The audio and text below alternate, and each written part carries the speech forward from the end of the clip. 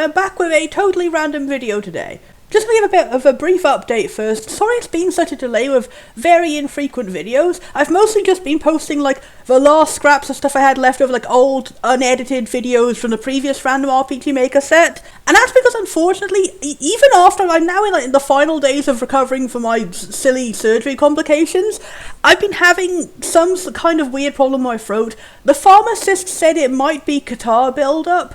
We're not sure yet whether that's correct or not, but for about 2 months I've been having that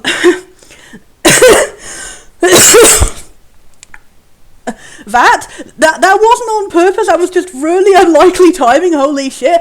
But yeah, I've been having generally a lot of coughing, and when I cough, it's like I can't breathe out of my nose and my mouth, as if like the saliva went up the wrong tube up my nose or something like that. It all just started happening after I had a random routine, like, sinus bug of some kind. I cough, and every time I cough, I almost throw up. And the pharmacist said that's what's called a catarrh build-up in your throat. And I've been given medicine for that, but it's been about a month on that, and it hasn't fully stopped yet. It's been better than it was, at least. So I'm hoping it'll eventually be okay. But basically, I was doing all that work on the Jake Coon Let's Play I was really hyped about. I've recorded a lot of episodes of it, I just haven't, like, edited enough to post up yet. And I've paused now, because I couldn't talk very much at all it's been about 2 months of being sick on this. About the first month I couldn't talk at all.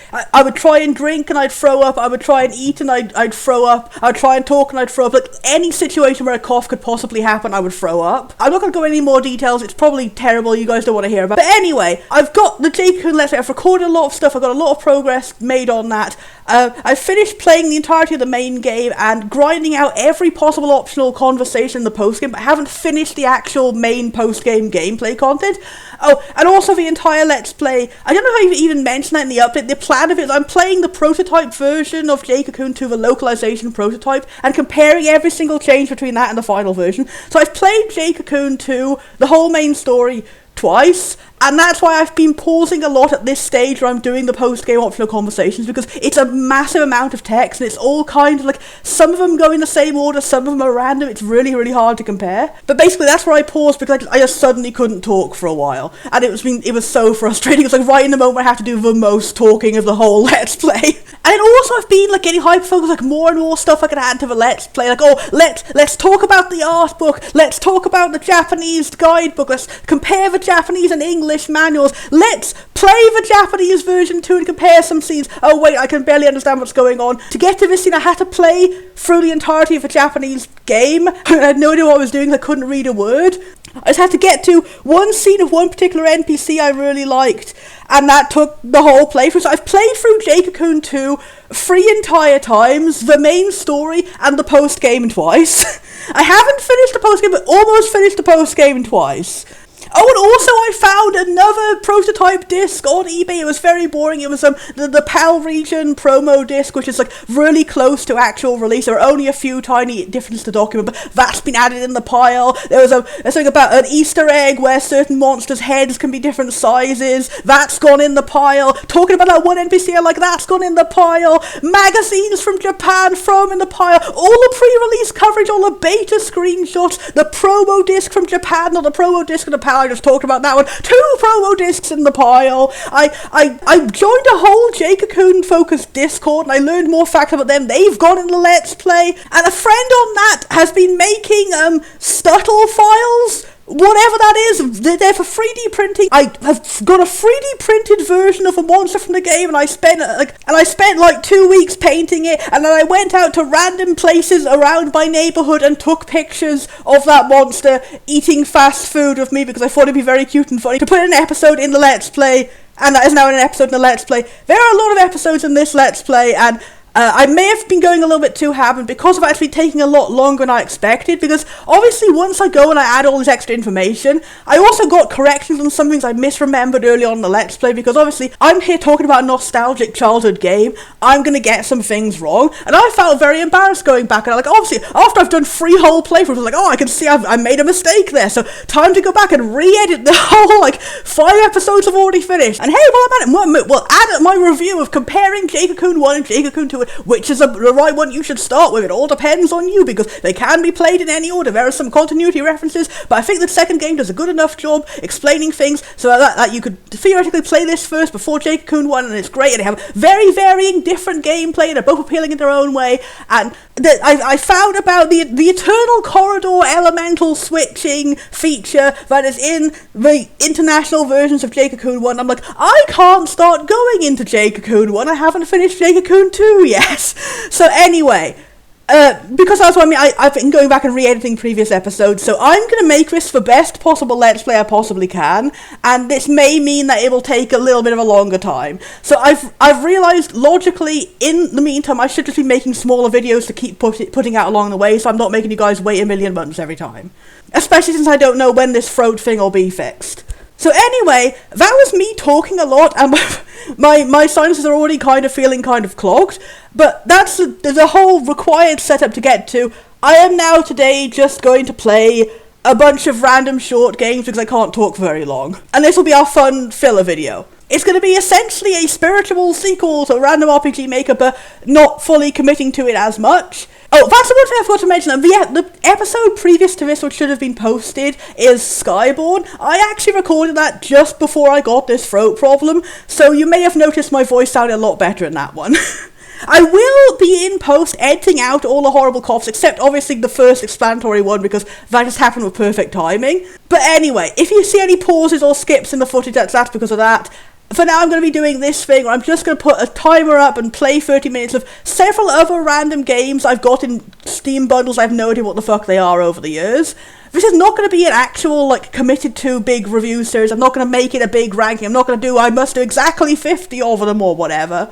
Heck, I'm going to be lax on the rules. I'm going to say, hey, if I get bored as shit, if I don't want to play it, I don't want to play it up to the 30-minute mark, I'm just going to stop there. I'm going to go flip to the next one. And I'll be including, one or two games in this episode. I'll be popping up on screen, whichever games those are by the time I've finished. And hopefully that'll be fun. That'll be enough to tide you guys over for a little bit. I hope soon I will finally get the first episode of Jake Coon 2 out. But otherwise, at least you guys know why I'm gone. Okay, the first one we're trying here is Trapper Knight Sharpshooter Princess, and I have no clue what this is and no idea how it got in my library. I have so many bundles. Back when Humble Bundle was really big, I bought a lot of them, and I never played anything in them because obviously I didn't want those games. I just wanted one game from the bundle. Anyway, let's see what the heck this is. Presumably it might be about a Trapper Knight and or a Sharpshooter Princess. So let's say Persona, no, Desu Noya, Sekai Project. Don't know what that is either. And there's some kind of really quiet Japanese voice in the background. Okay, that was weird. I just tried to check on Bandicam in, the lower bar on the screen, and it kind of changed resolution for a second. Did you guys see that too? Also, I'm waving my cursor around inside the game window and it's not doing anything. I guess maybe it only works on keyboard? Okay, first off, I gotta say, it has a nice looking title screen. I'm a bit confused about the controls, and it's just become a bit more blurry. Okay, yeah, the sound effects are really weird. The sound effects are really loud, the music is loud, and the voices are really quiet. They're really quite even at 100%. Okay, this music has to go down. This music has to go fucking down. And the sound effects are really fucking loud. Okay, that's a really weird set of default settings to have, well, for one, for it to be on those settings in the first place, and then to make it hearable, you have to go voice 140 everything else. That's still really loud. Okay, 35 and 25 is the most... I can still barely fucking hear the Japanese over it. This is really strange. Anyway, I was going to check the screen settings to see if, is it on full screen or is it off? Okay, yeah, it's on really low window size. It's gone down my window size. No, it still looks blurry when I did that. What's the biggest window size you have? And that's made the window smaller and to the side? And now it's forever stuck here. Okay. I'm gonna hazard a guess. This game might be old. It's definitely from one of the old Humble Bundles, and it may not be very compatible with Windows 11. So let's start it again, and I'm not going to touch the window, and I'm going to hope it stays loaded. Yeah, because when it's first started, like, it's not in full screen, it's got this tiny thing on the top, the bar is like half full screen. Okay, that's the resolution it started with. I'm gonna sort of go with this. The fonts are a little bit blurry, and the art is really, like it really seems like the pixel size isn't consistent along the screen. Those fonts, look, the big fonts are really blurry, right? It's not just me. But anyway, let's forget all that, and let's actually play the game. I'm not gonna get hung up on resolution sizes again 2 videos in a row. Okay. That's a weird, I thought I selected, yeah, I selected start, and it put me on a loading page.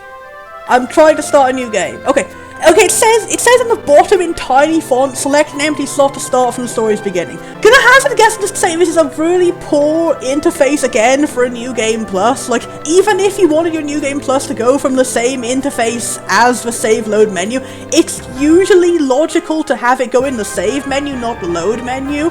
No person on earth would think click load to start new game. But anyway, also, I do like its unusual layout. It's not just, like, I like a little thing in the background moving between them. Like, it's not just a line of all of them going down or all of them going sideways. It's like, here's 3 random columns for some reason. I mean, I don't know what the reason is. Usually if I would choose to do that from a UI perspective, I have a reason for there being 3 columns, like there being 3 routes of the game or something, but hey, it looks cool. I'm gonna go for the one in the middle. Okay, normal is an easier difficulty. Is this game just fundamentally, like, messed up on the basics of how to do everything? That's not a good description. Okay, a normal an easier difficulty compared to hard, because there is no easy option. I get what you mean. I think I might just be a translation mistake. And okay, I'm gonna go for normal because I always go for normal first time playing a game because I have no sense of, like, comparatively speaking, how easy or hard these are. Because every game has their own standards, so I'll just go for it as a basics and like, oh, if this is too easy, I can go up to hard. Okay, so it's like, it's fully narrated in Japanese. That's not going to be much use to me because I can't speak Japanese. If I'd known, I would have turned the voice off completely. Because yeah, this isn't even dialogue, it's just narration. I'm going to read this out, and as soon as I can get to a point where I can change the settings again, I'll turn it off, because obviously it's going to be really clunky for you to hear 2 voices going at once. But anyway, it looks nice. There's some animal people live here. Grand Festa Kingdom, a land near the sea, rich of foreign trade, on account of its location, magnanimous, festival-loving king. Oh, is it the guy from Dragon Quest Monsters? It's a peaceful place where many races coexist. Our story begins in the background of a rural town on the outskirts of Grand Festa, the capital. And the information we have achieved from the voiceover is, apparently that person is the narrator, whoever it may be. Or it might be the protagonist?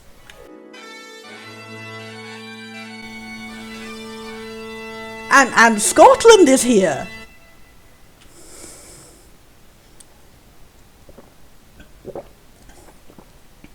And the cutscene is not progressing. And now the cutscene is progressing. I really think there must be some compatibility issues. Why is the background like a stock image with a blur filter of some kind? Like, it's not a bad aesthetic or anything, but it really doesn't match everything else. Like, we've got, honestly, like, pretty high resolution, high quality, like, really fancy, like, tiny line art anime guy, and then really big chunky line art crusty background. Like, that kind of style there would look thematically good if you had, like, cute chibi characters in front, or like a really big poppy bubbly interface, because even the interface is really detailed. Oh hey, if you hyperfix, like, put a little bit of a background behind a character, like chunky white cutout image or something. I use that trick myself sometimes with my art. It just helps to, like, match together if you have, like, a little bit of a disparity in art style. Ugh, I'm hungry, without much money to speak of. Okay, you don't have a voice. So is it only the narrator that has a voice? Maybe I can find a quick...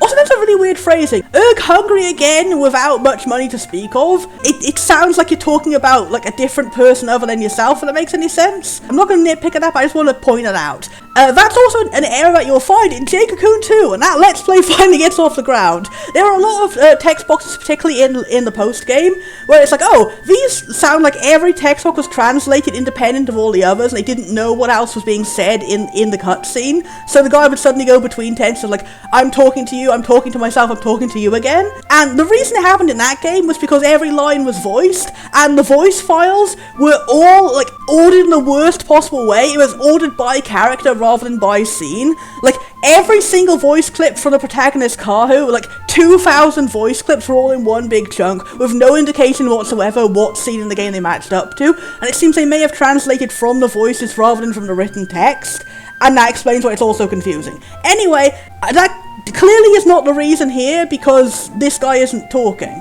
Also, is it just me, or is the bottom of the font in the box a little bit more blurry than the top? That's probably not going to show up on YouTube compression, but trust me, I can see it and it looks strange. Maybe I can find a quick job at the bar again.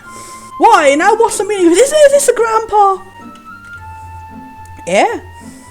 Say, young madam, about that herb I received. It doesn't heal much at all now, does it? Okay, honestly, I don't know if you're a grandpa or not. You have, like, a scrungly Fire Emblem bandit face and a completely different art style unrelated to the other guy, and the anatomy of your shoulders is strange, and your hair kind of looks like Karen from Pokemon, in reverse. If we combine the two of you, you will have a non-receding hairline. Yeah, you're clearly meant to be some kind of villain according to the laws of fantasy character design. And that's a shame because I tend to like characters that look like this. But I doubt you're going to be in any way endearing or a party member, unfortunately. Oh, I mean, it should. Did it not heal to 10 HP like it's supposed to? Okay. Is it on purpose that every character has a different art style? Because you're like, what's the name of it? Lucky Star? Like, girls who all look a lot younger than they are and their eyes are really big? But I like the cool rabbit ears. Like, it's a cool scrungly kind of way of doing them. The fur is a little bit matted and everything, and it looks nice, and it's not exactly the same colour as the hair, but it's also not totally different and standing out. Looks lovely, nice character design. Everyone so far, nice character design. They all look at it from different games. Also, I forgot to set my timer. Wait, I can't click out of the window. Okay, I'm just gonna go as long as it takes until I, go, I don't like this game anymore. Something's up, a dispute? 10? That simply won't suffice for this well-toned body of mine. Yeah, it's the usual joke of, we have drawn character we think is ugly, and the joke is he thinks he is handsome, in fact. It's such a shame how, like, these scrungly fellows I like just tend to be put into that plot role over and over and over again. Yeah, okay. I was going to say, well, at least it's not haha fat person who thinks he's Finn. Indeed, Harumph, madam, you must provide herbs befitting of our graced filledness. Okay, I like your funny voice at least. I also really like your design. Like, that design would unironically look great for, like, a non-negative depiction of a fat character, but the fact that you seem to be, like, the funny sidekick of the evil Finn man makes me feel like I'm not going to be, like, allowed to like you, and that's kind of unfair. Because you kind of look like me, but purple. And rich. Purple and rich! It definitely said that in the description. What else can I say? Okay, we've got a meta joke already of looking at item descriptions. So, is this one of those settings where it's like JRPG, but the rules of a JRPG are real and they actually happen in the world, and like people actually have levels and stuff? Because that's cool, but you only tend to see that in mangas like spoofing JRPGs rather than actual JRPGs about being a JRPG which is like a JRPG. And you know what I mean. Is that the item shop girl? What a mess she's in. That's some luck. And those guys' clothes? Nobles? Sure are uppity. I have no idea who we are yet, but at least we're having good establishment of our character and another art style. Every single person in the game has a different art style. Like, you at least look slightly similar to the bunny girl. Like, you're both big, cute anime girl faces, but one of you has really huge eyes and one who has... Honestly, if you compare to, like, the size of the head of the bunny girl, you have a massively tiny head and massively tiny eyes, and really big hair for some reason. It just doesn't fit at all. Like, was the bunny girl meant to be smaller? Anyway, what are you doing teasing this poor girl? I'm assuming you are the Sharpshooter princess. What's this now? You're the Sharpshooter princess. You defy us? Whoomph! Whoomph, I say! You're clearly the ones doing wrong. Now apologise to her. Such a cheeky young lady. I'm gonna say, at least we're having a bit of establishment of the main character. Like, he is a guy who sees injustice and says that's bad, but he's not actually stepping in to save them. Instead, this girl is. I was gonna say, and then he will step in to save them, and then we'll get more of like, he is the protagonist and this is what's going on. But no, is this lady the protagonist? Is the Sharpshooter princess the protagonist? Is it a game where you can pick between playing as one or the other? I don't know. Such a cheeky young lady. Harumph! Harumph! Is that all you can say? Are you a Pokemon? Who's that? Never seen her before. One of those defenders justice? Those ain't common. Okay, so you're not a heroic guy who was gonna step in? Sheesh, I'm hungry and all, but I suppose I just can't turn a blind eye. Okay, so you are, like, a not very well-handled tsundere guy who pretends to be all grumpy, but actually he's justice and such. Okay, that was weird, it paused when I clicked. I really like the chippy sprites of the evil guys. Why are the designs so good? Hey, you in the pink. Okay, so this is combat. Yes, what could it be? Are you with this? Okay, why now is the writing suddenly going a bit slow? Okay, I can click to speed it up. Okay, one way around, I'm backing you up. Okay. Backing me up? Whatever could that mean? That could possibly be translated better if the point is that she doesn't understand his slang of backing you up means teaming up together in a battle. Also, this music is much louder than the previous music and I need to turn it down again. But yeah, she hasn't been particularly talking in a fancy way the whole time, so it doesn't make a lot of sense. Yeah, I'm saying you look like an easy target, so I'm going to help you out. As a matter of fact, I am grateful. Okay, now you're talking formally. Okay. Oh, also, could you please use my name, Leah, if you would? Oh yeah, I guess I should have asked. Sorry, I'm Grits. Can you fight? Leah? Do not worry, I can use a bow. I am the Sharpshooter Princess! You know, when it said Sharpshooter Princess, I kind of assumed it would be something a bit more dramatic than just a regular JRPG person who uses a bow. I thought it was going to be like a literal sniper or an assassin class or something. That's good to hear, but no way one girl with a bow on level ground could take on this hot-headed duo. I don't know, they seem completely pathetic, honestly. I have no establishing information on how difficult they may or may not be in a battle. I'll immobilize them with traps, and you shoot them with... Oh, okay! So that's the appealing idea of this game, is you have a party of two unusual job classes. So he is a protagonist who is not a direct attacker.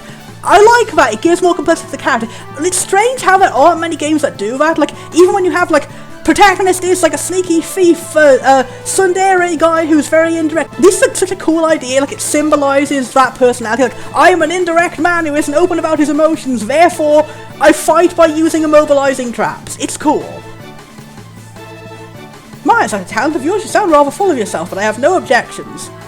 Indeed, please halt them with your traps. Also gotta say, I do like this particular gameplay style. Maybe, did I buy this game on purpose? Did I know this was the gameplay going in? Because I was going to say, I used this particular gameplay style when playing Moon Hunters way back when I first started using Steam as like a late teenager. And I played in the game, I played the Druid class. There's many different routes you could take for them on their upgrades, but I really liked the one where you would immobilize the enemy and you would shoot distant poison arrows and slowly like bring them down with various status effects while casting immobilizing things and running and dodging. And I thought that was really cool and unique. So, maybe I did buy this game for this reason.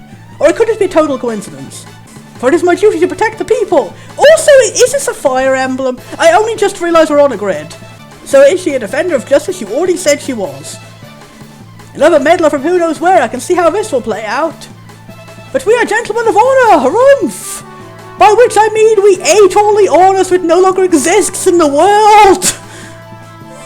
Well, let's do this. That's what he looks like. He looks like a tomato. Well, let's do this then. Let's see how it's... I don't know why my brain went to tomato from there. He is consuming the tomatoes, and the tomatoes are the justice of the land. Let's see how they like my skill fangs. That almost rhymed. Sir Grits, I thank you for your help. Yeah, don't run and get here. Okay, can we start now? Okay, it's cut off on the bottom of the screen. This is the default resolution, and if I move my cursor in any way, it automatically, like, is that why that happened? Like, the game is incompatible with Windows 11, it's loading in a resolution which is not correct, and it's being cut off, and if I move the mouse like I did before, will it go back? And it'll be blurry, but at least show all the things? So, let's try that. No, it didn't happen this time. Can I click the bar on the top? I can, but there is no ability to go full screen. I am just stuck at this terrible... Okay, somehow dragging it to the top of the screen did go full screen, but it's showing that it's not full screen, and maybe this is great because it thinks I'm in full screen and windowed simultaneously. I will adjust the resolution in post now, and let's pretend this didn't happen. I would take a second to read these instructions. Okay, it's exactly the same movement controls as Fire Emblem. This is indeed some kind of Fire Emblem-inspired fan game, but with a really unique and interesting idea for your party and their strange abilities. And it says that we should put Grits in front of Leah. Yes, it's so Fire Emblem. That's a fucking graphic you have in Fire Emblem Awakening. Anyway, It says we should do this in our tutorial. Okay, and then yep, it's same controls as Fire Emblem except we can do traps. Fire Emblem does not have traps. Okay, we can only put traps directly in front of us, so that kind of limits the usefulness of it. I guess it makes sense because we'd have to have some excuse for a reason why our character has to move around. If we can't, like, throw them in the distance or anything. But, yeah. Okay, and what's this button here? Is that like a talk button? No, that's like, that means we can go in that house, I guess, because that's right where the door would be. So some houses we can talk to. Trade items, use an item, wait, okay. Seventh dagger, what does that mean? Okay, 7 virtues dagger in the description. Okay, that's a good thing in translation if you can't fit the full name in English. Just explain it in the description. Good idea, okay. Anyway, let's put a trap there. And then troops, we can check out. Okay, so... Okay, turn end is at the bottom instead of the top. It doesn't like automatically go there when you're done. Okay. So it seems we can't move. Okay, but it's got more information. A really, really confusing, awful menu for more information. So it seems we can't move. Okay, we can. Okay. Why did it automatically go to the menu with all the options including end turn after I moved one character? Is it going to do it every time? That's going to be a little bit annoying. I was going to say, like, so we can't move Leah also. I'm going to move over here and talk to this guy in the house. And talking to the house brought up a tutorial for doing so. I guess they assumed in the tutorial that you would only be moving Leah the next turn after you're supposed to. Was I supposed to end a turn without moving Leah? Anyway, she just has regular bow attacks from Fire Emblem, but also if she doesn't attack, she can guard and reduce damage. That's neat. She has 2 special abilities. So now I can talk to the house. It sure is noisy outside. Did something happen? This country feels a bit dangerous lately. You should watch yourself. What? Nanoka was in trouble and you helped her out? Who's Nanoka? We haven't... Was that the name of the person who was running the shop, the money lady? Just a moment, not much I can provide in a hurry, but take this along. Be careful if you hurt. Okay, so yay. Yeah, that's also the same as Fire Emblem. You can sometimes visit certain spots on the map. They're usually not marked that clearly, so that's at least a useful idea. I have received an achievement for using a trap the first time. Oh, okay, so the traps are a little bit not what I expected. They don't just keep the enemy frozen in place. You also have a chance to counterattack. Oh, no, it says you have a chance to attack, so it is exactly what I said. It just stops them. Why would you phrase it that way? So yeah, it's just exactly what I say. You keep him trapped there, he can't move, he can't attack if you're in range 2 because he doesn't have a ranged attack. Okay.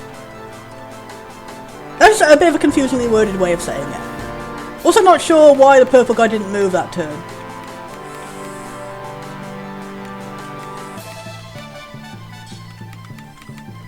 Let's do that. Oh, and there's no animations! That was the best part of Fire Emblem. Like, both the 2D ones and the 3D ones would have cool, crazy animations for attacking and stuff. Okay, so you're immobilized for 2 turns, you'll stay there, so I should move over and immobilize the other guy. Okay, oh, you have an amount of... That's really weird how the blue part is not the amount of range you can do. Like, if I do that, I can do there. If I do that, shouldn't... In Fire Emblem, the amount of blue changes based on, like, if you take a step, here is the amount of blue you can currently still go to. And here it's just, the blue is the maximum amount you could go if you do the right pathing to get to that point. That's going to be a bit unintuitive when we get to, like, more awkward pathing sections. Like, here, obviously, I just misclicked to the side. But, I can imagine if the map gets more complicated, that might get a little bit annoying. Why is it not letting me do that? Does the tutorial just not let me trap this guy? Okay, I guess I can just attack him?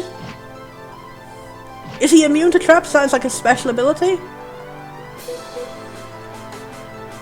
I do at least like how the damage numbers bounce around like an old Windows screensaver.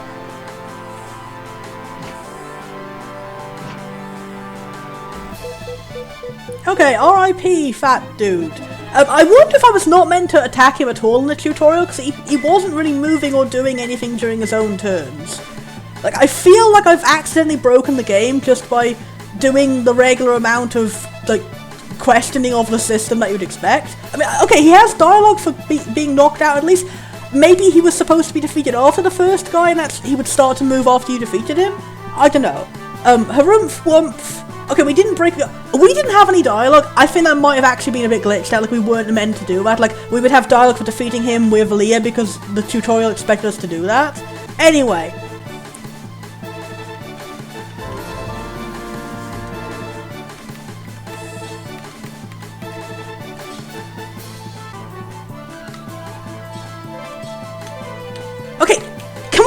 set a trap to the side? It said he was trapped for only 2 turns. He should be freed now, right? Can we just not set a trap to that side? If we stand in front, top of him, can we set a trap? I didn't mean to do that. Okay, no, he must still be trapped, and it was unclear how many turns. Like, how many does it count? Okay, I thought that said 2 turns. Just got really confused about that really, like, thin 5. Why is the 5 so much thinner than the 3?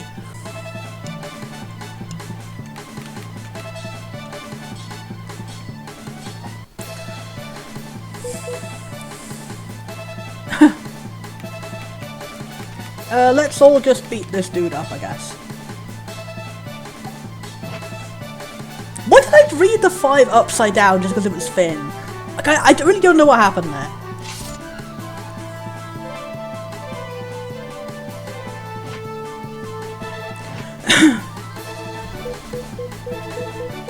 It's not a very satisfying way for the EXP to go. It's a little bit slow. We won! And we got a little icon in the achievement. The achievement was a little icon of the fat guy for some reason instead of the thin guy who was the only one who really participated in the battle. Thank you for saying. Okay, your name was Nanoka. Oh, I didn't look at the other house. Would we have extra dialogue if I'd done that? Thank you for saving me. That could have gone badly. I'm Nanoka from the item shop in town. I'm Leah. I'm glad you're safe. Are you hurt? Was it not scary? This man also assisted me. Phew, I'm glad that went well. Ah, Mr. Grits, thank you too. I don't know what I would have done without you. Yeah, there are some real weirdos about. Careful. I would have expected there to be a comma between those, like in one sentence, but anyway. Here it's not much, but... See 3 potions. Leah, you take some too. The way you are, I bet you could use them. Why is he being mean to her when he was the only one who took damage in that fight by definition of how the system works? Like, the whole point is, I don't even. Ah, but it appeared that she wanted to hand them to you. That right? Oh, yeah, I was on an errand. Mr. Grits, Miss Leah, thanks again. I hope to see you at Moon Rabbit. Bye. Well, she's chipper. Thank you for your aid. I've teleported to the other side.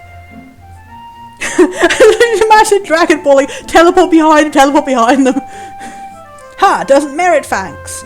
Yeah, there's a few odd little phrasings of things. It just takes me a second to catch up with, oh, that's what they meant. Most around us were feigning ignorance. Just why would they do that? There's all sorts of people. Also, why do they keep, like, flashing and sliding back into screen every time I start talking? Like, before it was, like, because a new character was coming in and stuff, but now they're just standing there. There's all sorts of people in this kingdom, quite a few of them what you call misfits. Just getting involved with them is a bad idea. I'm not sure what you mean by that. Like, how is a fancy nobleman a misfit? Or is it, like, don't interfere when a rabbit girl is being taken advantage of because she's a misfit? And this ain't the capital, it's a rural town. I like when there's lots of... Okay, so why were there nobles in the rural town? I like when there's a lot of good-natured people here, but as you can expect, it's got less guards on watch. Should keep an eye out, learn to protect yourself. I just keep fucking teleporting in.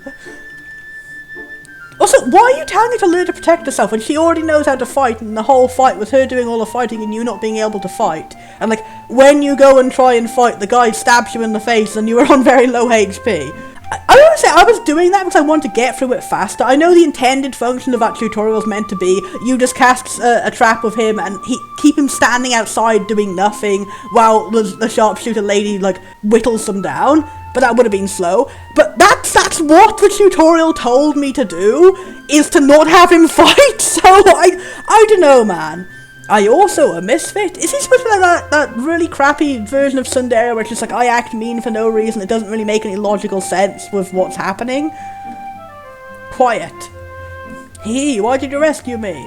He didn't rescue me. He didn't. He just came along and like, you were already fighting to rescue someone else and he was like, I'll join in too. Was that mistranslated? Was he supposed to be rescuing you? It could well have been dangerous. Do you differ from others somehow? I'm sort of acquainted with that shop girl, and if I hadn't stepped in there, I don't know if I could sleep easy. Okay, I feel even worse. I dislike you even more when you were sitting there going, oh, well, I don't know if I'll step in or not. It's someone that's actually your friend. Is that it? Hehehe. Like, do you care more about your reputation and this all like, oh, misfits don't get involved stuff than, like, your friend? And also, why didn't she act like she was your friend? She was like, oh, Mr. Miss, what's your name and stuff. So that's the story, and I was hungry, so be extra grateful. See ya. Oh, in that case, I shall treat you to a meal as thanks. Do you know anywhere with delicious food? I wasn't asking to be treated, I was just trying to close it out in a cool way. Okay, I do like the awareness that he is a bit of a, like, cool stereotype guy. If a game's gonna be funny about it, I'm good with that. Grumble. Okay, that's the most cliche joke in the world is, I'm not hungry. Tummy roars. Oh, I am hungry. So, yeah. I gotta say, it's been a little bit cliche anime so far, hasn't it? Hee-ha, you seem very hungry indeed. That is the joke. This is my first time in this town. Can you show me around, Sir Grits? Sure. Okay. Was that a show of embarrassment or like, oh, I'm blushing, I'm opening up a little bit, and maybe I might now be nice and show some more personality? Sorry, I couldn't take you somewhere nice. I mean, it's a rule. Okay. You are showing a little bit of like, maybe you are a good guy deep down, that's what we're going for. It's not just me, right? It did come a little bit off more like, oh, it was like, oh, I totally would have stepped in and he wasn't being honest about it, because it did seem really weird how you just sit there deliberating about, like, your reputation again. Yeah, if it was your friend. That's quite fine, it seems wonderful to me. This is a bar, is it not? It's my first time in one. I expect I can hear many interesting things. I gotta say, if you're meant to be a noble lady, you don't really look like it. I mean, I guess you've got, like, a necklace of jewellery on, but that's about it. Hey, you know, not to call you out or anything, but I'm really not casting any suspicion. Yes, what do you mean to say? Are you a noble lady? Yeah, so you talk in this fancy sort of way. Now, but not in the first two dialogue boxes when you appeared. Your clothes look super high quality, it might stand out a little in italics. Not really, both of you look like you have very detailed, generic anime clothes, and you also have jewels on. Ah, I see, now that you mention it, perhaps so. Understood, I mean, I got it. I will dedicate myself to normality. I like that, that's endearing. Yeah, I'm thinking that's wise. Normal. I wonder if I should imitate you. I was not going to say it, but this is exactly the same plot as Final Fantasy IX. I thought it was just a coincidence. This is like a common archetype, right? But this exact bit of dialogue here of like, I'm a noble woman in disguise and I don't know how to talk casual. Perhaps I should imitate the way you speak. Grumpy protagonist thief guy. But Zidane in Final Fantasy IX is not tsundere, that's the only difference. He's just like a regular funny thief guy. And also he's a monkey. I'm thinking that would also be a bad idea. Normal, how troubling. Do I seem suspicious? Well, no, nobody'd think you're an evildoer if they saw what you did earlier, Leah. Okay, you are being a little bit nice now. Grandpa! I'm not sure why you're staring into the middle distance, but... Grandpa! What's this, Grits? You bringing a lady? Am I having a bad dream? I thought you were gay! This chick I just met earlier, then this happened! Cut to a flashback. It's Leah, actually. Yes? He didn't give you a different name? Okay, is a backlog? Did I miss something? Oh, he said this chick and that's what she's reacting to. Okay, I got confused like you said the wrong name or something. I get that. Sorry, that was my bad. How the fuck did I get here? Okay, that wasn't me making an error. That was right. That was correct. That's what's supposed to happen. Like at the end of every chapter, it prompts you to save, and I accidentally didn't save. Also, who is the narrator? Is the narrator the girl Leah? Because it's talking about Leah in the third person here. Anyway, the young man of a knack for using traps. Also, why was there no voice acting in any of it except these narration sections? The young man of a knack for using traps, Grits, tried to help a shop girl and there met the archer Leah, who was standing up to the nobly dressed scoundrels. After working together to resolve the matter, they decided to go for a meal at a bar in a small town of Country Sarimo. Country Sarimo? So is the country called Sarimo, or is the town called Country Sarimo, as opposed to, like, Noble Sarimo?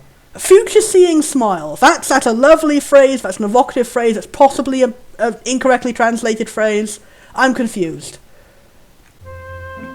This is delicious. I hope I didn't miss a scene there, right?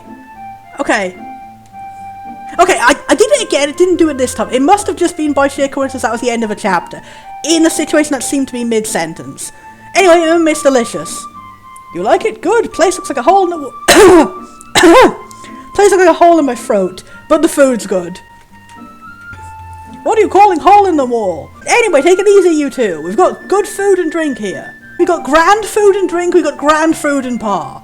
I'm not making a lot of sense. It's been a while since I've recorded, and I think I'm kind of a little bit hyperactive to be playing the game. I'm really glad to be back. And I'm sorry I've edited out a lot of coughs. Thank you very much. Jeez, Barky, if you were listening in, give me a break, it was a compliment. Hey you! Okay, some cool little dog man. Hey you! Hey you! Some tall little dog man. Are you a dog or a bear? I can't really see what ears those are there underneath the text box. The guy on the left really looks like a Fire Emblem character. I can't put my finger on which one. That's very much the style of Fire Emblem Knight, guys. I think I was thinking of Mordecai in terms of body shape, face, and being a beast person. But I could swear there's some other Fire Emblem character somewhere who is the big, chunky tank guy body shape and has this exact hairstyle. And I, for the life of me, can't remember who it is. Might actually be from a Fire Emblem fan game, because my friend Abby's been talking about a lot of those lately. But it's right on the tip of my tongue, and I just don't know. Ah, Grit's got a pretty lady with him. This is big. Gaints. Gaints. And they missed the trick by not having, like, this is Gaints and this is Swold. Settle down. Leah, let me introduce you. He's a Lantern Gaints. Two guys I work with often. The noisy one's Lance, the big guy's Gaints. I think we could all guess the big guy is Gaints. So you two, this is Leah and Archer. This is Larcher. Hey, nice to meet you, Miss Leah. It's my pleasure to meet you as well. I met this chick, Leah, and we drove off some no-good, noble-looking types. Sir Grit rescued me from a perilous situation. Additionally, he has led me around town and dined with me. I'm going to take a pause to say here, I'm not really very invested in anything that's happening so far. It really has just been kind of things are occurring, and it's kind of normal things you expect in any game. The game has started. The guys that obviously look like villains are menacing a random shopkeeper about the most minor thing ever. What was it like? Oh, this potion isn't 10 HP? The main characters meet by this circumstance, and then they go, we shall now hang out and do things. We are friends now. You seem to be a noble woman in disguise who is trying to talk casual. Why, yes, I am. And now we are walking over to the place where we eat food, where the man that you know is here. And we talk, and he says, oh, you have a girl with you. Is that your girlfriend? Ha ha ha. And then we meet his two friends, and they go, we are your two friends. Is that your girlfriend? Ha ha ha. So, yeah, I'm really not into this. I don't know if I should stop playing the game now. I'm going to give it a fair shake. I'm going to continue going on to the end of chapter 1. But, like, obviously, if you guys are watching this and you think the game is cool, and you're more invested in it than I am, then go ahead. I do like the gameplay concept. I'm very much a story kind of person, and the story is not grabbing me so far. Grit, you got a real princess on your hands, huh? Really on the nose there. Leah, I was right. You're going to stand out in this town. Oh, I apologize. I can't... See, I forgot the title, and that is really she's exactly the same fucking character plot as Garnet from Final Fantasy IX. Like, she's literally a princess as well. I thought she was just like a noble woman, but yeah. And also, I don't really get the vibe that our main character is a knight in any way. Like, maybe he was a knight and then he fell from grace and like lost his knighthood because he saw like the corruption of the church or something, and that's why he became all grumpy and now he's a mercenary, I don't know. Or maybe they meant knight to mean mercenary and it's like a difference in languages or something, I don't know. Anyway, I can't help but warmly greet new people. Or maybe don't fuss about it too much, you can slowly get used to it. Indeed, I shall strive to appear normal. I do like the way they phrase it silly when she says that. Obviously, Final Fantasy IX was also good about that, but the way she keeps saying it just reminds me of that one episode of SpongeBob. From now on, I'm normal. Alright, so what now, Leah? I'm thinking of taking on some requests myself. Oh, a job I'll come with. Okay, so are these new party members we can get? 'Cause that's nice. As far as I know, there's one Fire Emblem game where you can have part animal people, like as a big part of the game, there's a whole load of them. I haven't played that one yet. People say it's really great, but it's only on the GameCube, and I don't know how to emulate GameCube games yet. But the ones I'm used to is usually there's only one animal person or two animal people in the whole game, and they have really bad gameplay, in Awakening and Fates and stuff. So I'm looking forward to this. Are we going to have good, cool Anthro people as cool, interesting jobs? I just thought the worst case scenario. What if they just have normal, regular attacking, and like the whole game is not in fact going to be working around unusual battle skills, and like trying to beat the whole game with this very specific setup of only a trapper and a sharpshooter? That would be really lame if they introduced that right now. Like, they didn't even give us a few chapters of just having the trapper and the sharpshooter. Alright, I will too, because yeah, they seem to be very generic. I am the regular sword guy, and I am a defense guy. And so shall I. You don't have any other business to attend to? I do, and if I go with you, I may just... Oh, I reckon I might find it. See, that doesn't sound more casual in any way. Well, about how we go outside. Maybe they were trying to go for, like, country there. Like, I was thinking that the two people who say reckon are, like, old-fashioned grandmas, people who use very proper English, and then people from the country. So maybe they could have picked a better line for that, which wouldn't be easily misinterpreted. Misinterpreted? What if I'm the one who can't talk anymore? How about we go outside? I mean, we could seek requests in the bar, too. Is it now going to open up and give us a choice of 2 places to go to? You two have any objections to Leah coming? Nope, I welcome it, of course. It could be interesting to have an archer along.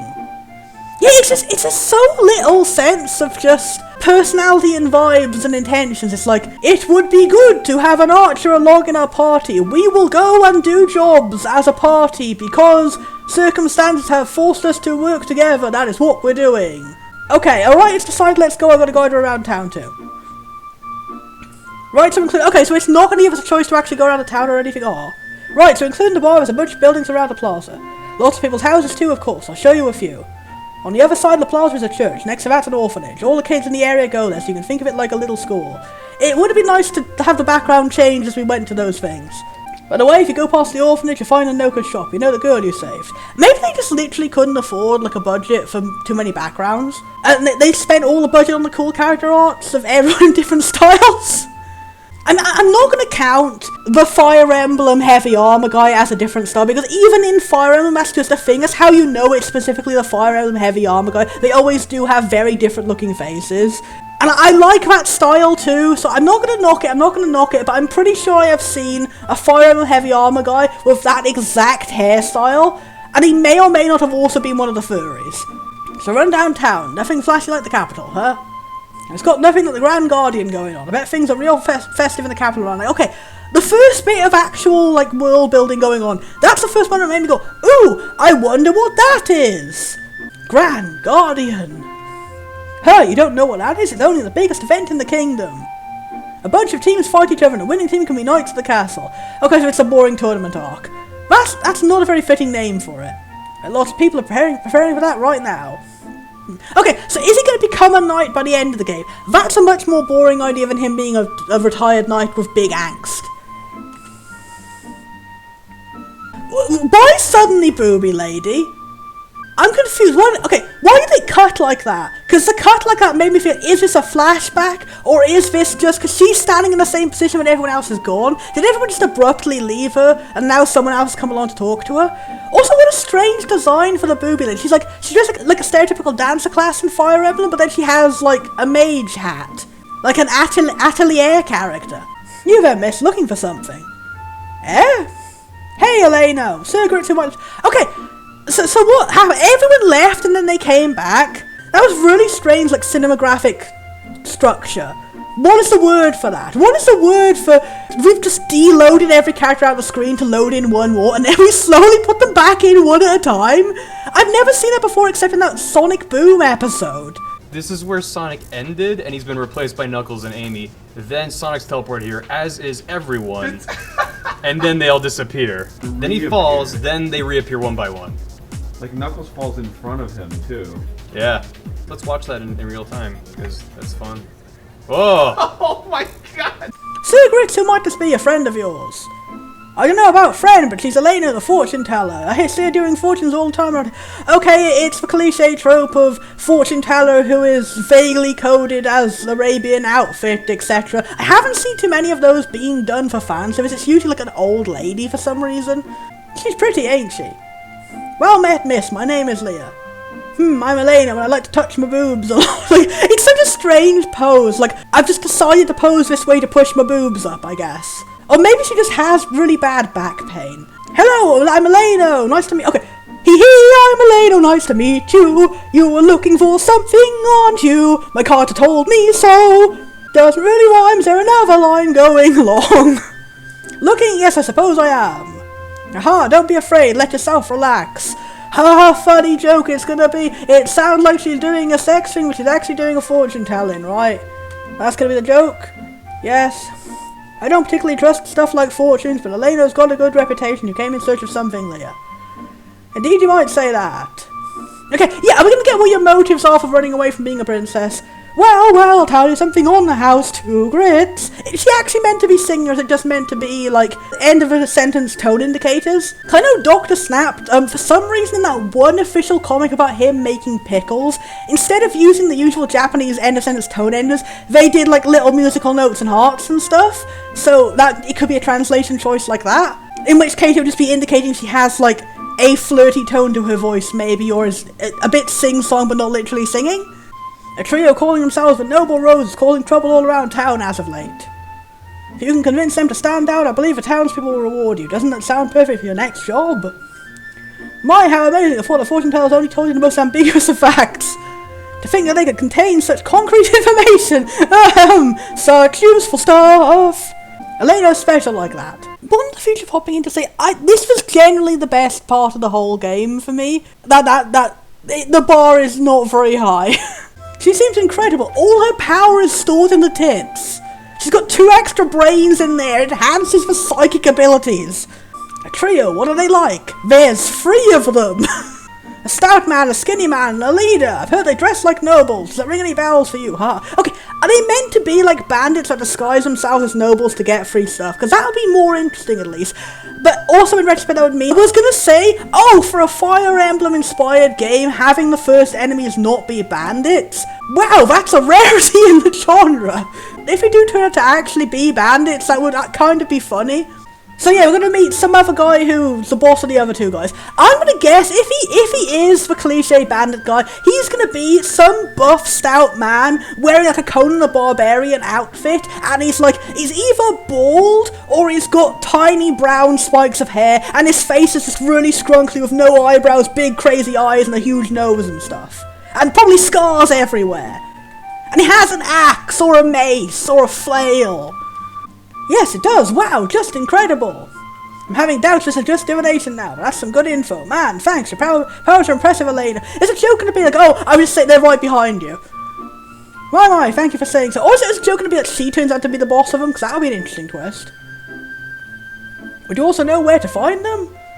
There's a hill we often fetch herbs from. I believe it might be there now. I also gotta say, again, in terms of this being an engaging plot, it's not. We'll just hang out and we'll do a random job to bond together as friends with my 2 new party member friends I'm introducing you to. What job shall we do?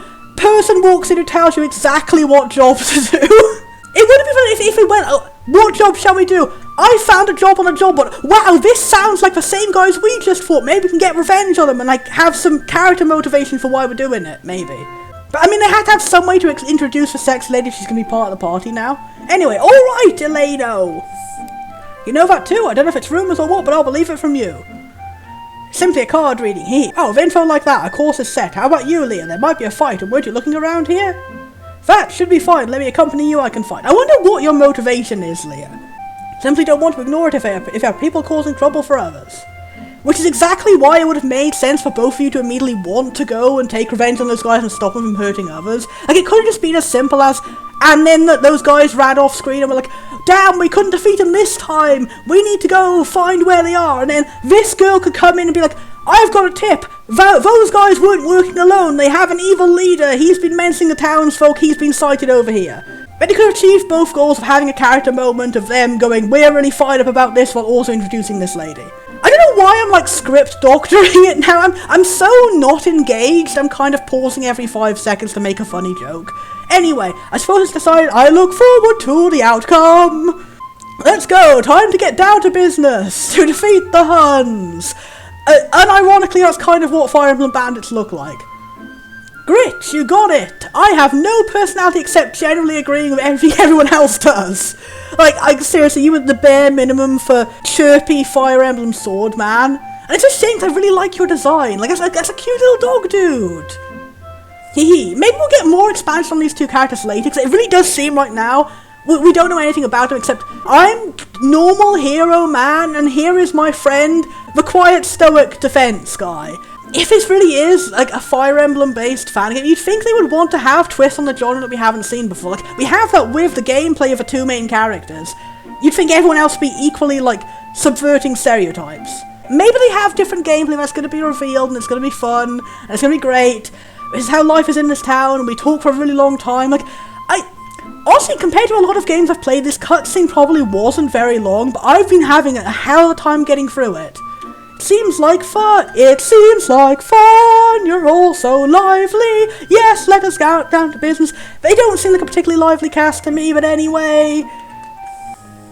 And again, there's a weird pause whenever it loads between a scene like that. Okay, now battle has a different thing. Okay, member prep, map placement, items, bonding. Okay, it has social links. No, not social link supports. Oh, okay, this is like the early Fire Emblem games I haven't played. Abby, if you're watching this video, she's played the games where supports work different. You have to, like, before the battle, you have to link up with two people who want to have a support. It's really bad that they didn't give a tutorial for that, because otherwise you would have just gone straight into the battle and you wouldn't have linked anyone up and you wouldn't have got any supports. You wouldn't have known that supports happen at all if they hadn't told you. Because most people nowadays are used to the modern Fire Emblem games where supports are a thing that you do in battle and anyone can link with anyone without having to set it beforehand. I don't really know fully how this works if I'm doing it correctly. Okay, I'm gonna link Lantern Games. I only care. Okay, you can't. Okay, so who you can click on? You can't link Lantern Games. Can't link. Okay, I can't. I'm clicking on. No one can do it. Okay, I can't do it with anyone. It's not letting it happen. Okay, so you can't do bonding. This option in the menu should have been grayed out. Let's put the background music down a bit. Grid opacity. Okay. We've got much more options here than we had before. I don't know whether to do any of these because we already have one battle so far. We'll see how that goes. I wish it should have been grayed out. At least it led to me looking at it for this video and showing some of it, but maybe I'll give us a tutorial on how that works next time. Okay, we can't change the starting positions. Member prep, everyone's already enabled. Okay, the little star means those are required, so... Okay. Genuinely, why did you give us this menu if you can't change anything in this menu yet? Strange choices, strange choices. Okay, at least it gives us a timer. We're almost at 30 minutes. Oh, thank God. So after this battle and whatever cutscene happens after, when it goes to the next chapter, I'm going to stop. Because I don't know if the gameplay is interesting enough to put up with just not caring about the story or the world. The wind feels nice. What a wonderful place. Generic comments anyone could make. This is the right spot. If you like it, maybe we can take it easy once work's done. If we act larger than life, I'll notice at first, we should stay quiet. That is my trait. I am the defense man who is quiet. And Fire Emblem has already done it in a much funnier way. You are a big guy, Gates. Haha, Fire Emblem has specifically done the exact joke of the defense guy being a big guy, but oh no, he's actually quiet, he's actually stealthy, and that's the joke. That's a very specific thing that happened in Fire Emblem Awakening, which, if this is an older Humble Bundle game, would have been the most recent Fire Emblem at the time it was made. So I'm just saying, also the graphics specifically for the Third Order was very Fire Emblem Awakening. Issuing a warning to you, and as for my defending role, I should be big. Whoa, there's some guys in flashy get-ups, think that's them? They do appear to be the ones. There's another one who wasn't in town, must be the leader, a woman, Mr. Trio. Is it actually going to be that she's the leader? That would be funny. We can approach from the front, but they may have something set up. Alright, what's going to be a smart plan? I bet they haven't had a base in this area too long. Doesn't seem too rigid either. Ah, don't shout so loud, they'll find us. Dum-de-dum-de-dum, mixing herbs is what sorcerers do. Ooh. Milady, I see some strange fellows. So yeah, okay, it's a different random lady we've never met before who also looks like a different art style. I was gonna say, is it a thing that the Anthro people look really young, but the two male ones didn't, so I don't know. Say again, are they brigands after our lives? I rather doubt that. Sigh, why did Lane have to come here too? Bad luck with women as always. That's like a 4 count now of everyone just... Anytime a woman is in the room with our main character, we have to make a joke of, it's something somehow to do with your flirting abilities with a woman. Come on, this is no time for jokes. It really isn't. Lena's endangering myself. I can't believe my opinion on this game has dropped so fast in less than half an hour.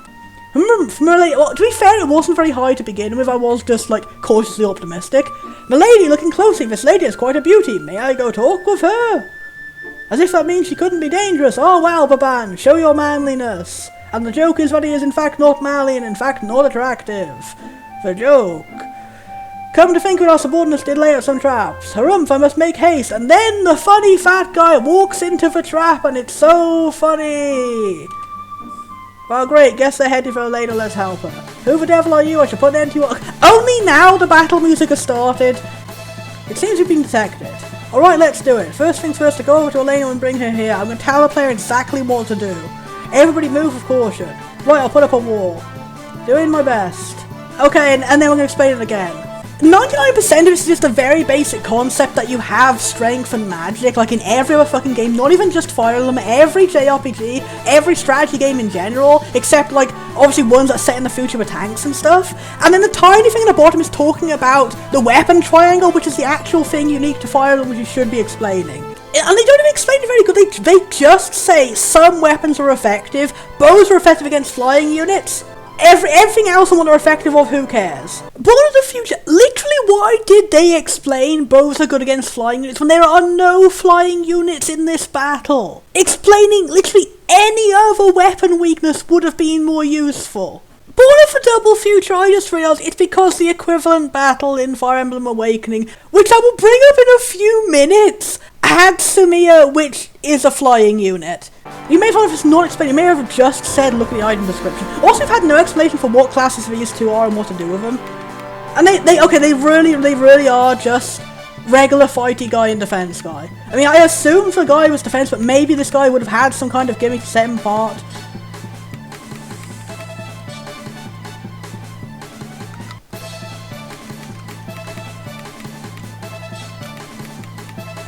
Okay, since defense guys are like not very good at moving, then I'll eventually get over here to go in front of this guy and like, I guess maybe hypothetically a defensive guy could work good. No, because the whole point of a defensive guy is to like delay them getting to attack everyone else, which you can just do with the traps, because a trapper guy moves good and also can do that. Okay, so does he specifically have to talk to her? Okay, again the blue point isn't actually the limit of how far I can walk. Does he specifically have to talk to her to get her out of the way, or is it just like it doesn't really matter?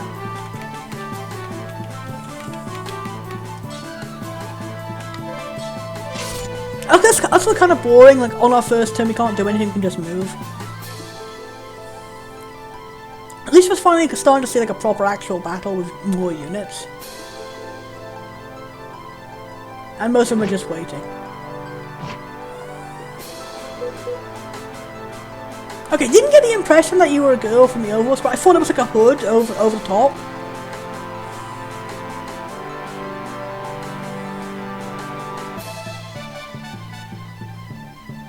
It's just kind of weird that the enemies aren't really acting in any clear order. Okay, yep, items and equipment work the same way as Fire Emblem.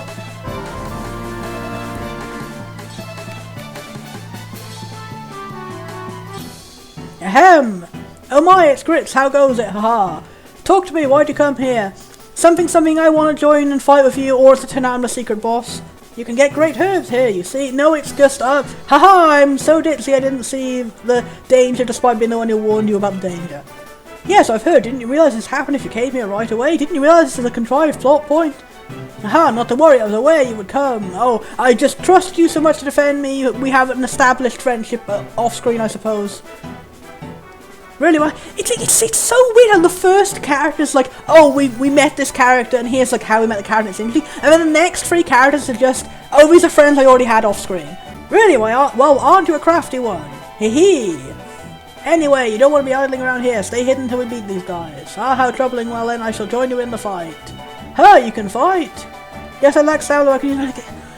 Why couldn't she have just joined the party before we went in? Like, again, it's so weird as a structure is like, okay, we're giving you two characters, we're not going to give you a tutorial on how they work, and then we give you a third character directly right off on the second turn of the fight. And she's giving a tutorial for how she works. Okay, she's not, she's only saying one line about it, okay.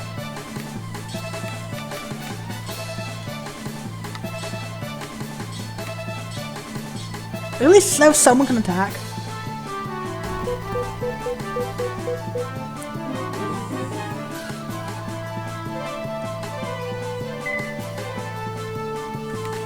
I'm still got a bloody Fire Emblem random stat ups. I really don't like those. It's such a shitty thing for the series. Basically, if you haven't already got the context, is every time you level up, it's totally random. If you get a stat boost in every specific stat, it rolls for every stat. So you can just, for no fault of your own, you can miss out getting any stats up. And the thing is, it's permanent, it sticks. You have a limit of how many levels you can get. So if you get a bad enough roll enough times, that character is forever stuck at a level lower than everybody else in terms of strength or something, or whatever the most important stat is, and there's nothing you can do about that. You can make it somewhat in the modern games, there's alternate ways of like training to add more stats and like stat up items and stuff. But before that was introduced, it was just, it was for no fault of your own, this character is almost unusable.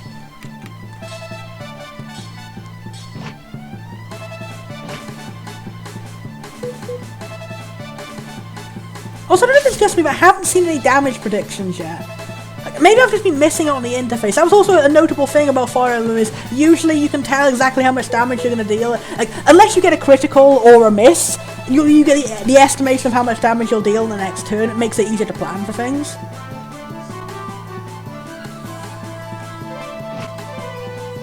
Also, it's just me, but I find it weird how, like, the interface for cutting off the grid moves as a camera pans around. Like, you'd expect that to be, like, the edge of the screen, right?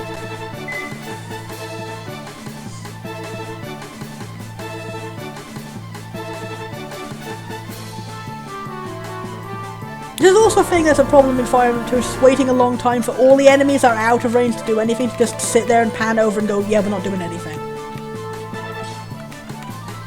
Also, it's kind of weird how they just mark on, I guess because maybe we're still in the tutorial stage, they just mark on the map where all the traps are for everybody else. Which is an advantage. All we can do is like, really sit here and wait for them to come to us, because I mean, we'd be at a disadvantage if we go up there because there are all the traps in the way. Okay, finally Gaines has got close enough to actually guard for someone. Wait, I accidentally clicked, I didn't make him attack! Fuck, I'm really clocked out, I'm not paying attention. I just want this to be over, honestly. To say, I do like how the icons are little chippy versions of the characters and they boop up and down. But it's a shame because in Fire Emblem they're usually like actually animated sprites. And the fact we don't have animated sprites in battle either means it's all a little bit, yeah. Maybe it's just the limitations of like the fangame engine at the time.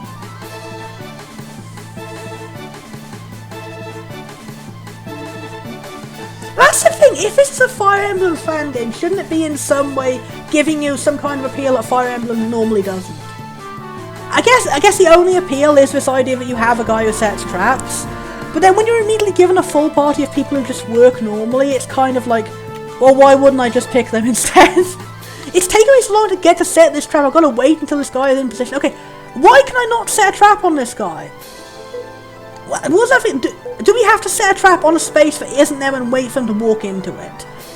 Did the tutorial say that and I missed it? Because I felt like that wasn't what it was said for.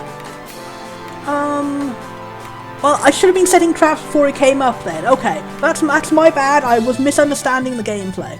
Born in the future, I'm absolutely kicking myself I didn't realise this. Like, I don't know why I thought you could just throw the trap on a guy regularly. But I mean, I'm not going to blame myself because I've never played a Fire Emblem or any other strategy game which has had traps before. But still, the only game I know which has a similar mechanic to this, Dokapon Q, you did have to set the traps on the floor and kite the enemy to walk into them. It was terrible in that game. The enemy AI would just consistently avoid the trap, and you'd have to, like, pin it down in a 1 width wide corridor and just keep running backwards and forwards until the enemy finally runs towards you. The enemy AI was so shit that it just wouldn't recognise that your character was nearby and wouldn't chase you. It was terrible. I love that game. That game is great, but in many other ways except that. I will set one here to get the other guys when they come through. And I guess us two will move over and mop over this guy.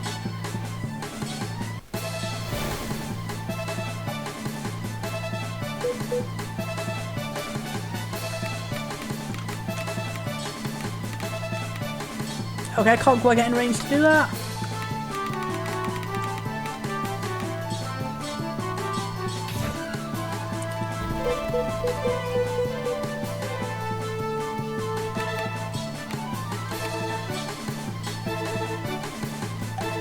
Okay, that's really weird because the interface looks exactly the same when you're fighting versus when you're just selecting. I was clicking A, and then if you click A again, it actually starts, so it does show a damage prediction. least I think, because it wasn't showing what the current... No, that's what his current HP is, so it's not showing a damage prediction, it's just showing the interface before you attack. Can you mouse over to... Yeah, he already has 3, so I was right, it doesn't have damage prediction. That's really weird. That's the first Fire Emblem related thing I've ever seen that doesn't have that. It's such a vital thing to planning out a strategy game. A dubious bunch approaches. I sense danger, so I shall flee. I'm not sure what activated that because none of us is in your range yet. Maybe just after a certain amount of turns. Baban, Hyorno, show your worth. Ah, the leader is running. Gah. Let's just focus on taking them down. Okay, so if we had got there faster, would we be able to get her before she runs? Do we just have to like go chase her for another battle? I hope we haven't got like a bad end for this map because we did that, because I don't think we could have got there in that amount of time. We're all moving a bit slow, to be honest. Maybe if I just not bothered fighting these guys and I just run the whole time.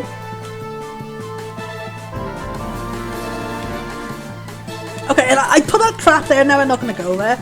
Okay, I'm going to put a trap here. I'm going to put a trap here! Wait, I only have a limit of 5 per battle. Oh. See, you're really not... Like, when you have this gimmick character and the whole game is named off, the whole point is this gimmick character, you kind of want to make him better than the others. Or, you know, usable. Like, I mean, come on, man. Five traps in the whole battle. What are the odds I would get the exact right spaces that the AI is going to walk into in that limited amount of time? Especially when it truly is, you can't target when they're already on, so it just has to be... Okay. Why did that activate? Because that... I assumed that these icons on these steps were supposed to indicate that's where the trap is. So the traps are random. Do these icons mean something else? Okay. It's an item that might be something good. That was really not tutorialized correctly. The tutorial, like, the setup for the whole fight just said they've put traps around, and this icon looks like a confusion icon, so I assumed it would be a confusion trap, but no, it means it's a good thing you should walk into. Okay. And it's really hard to backspace through this move graphic. So do I have to, okay, have I already picked up the item, or do I have to sit and wait to pick up the item? Okay, I did pick up the item, which is a very small box. And it really sucks to get an immobilized trap with the guy who walks so fucking slow. It can take ages to get anyone he can actually fight with.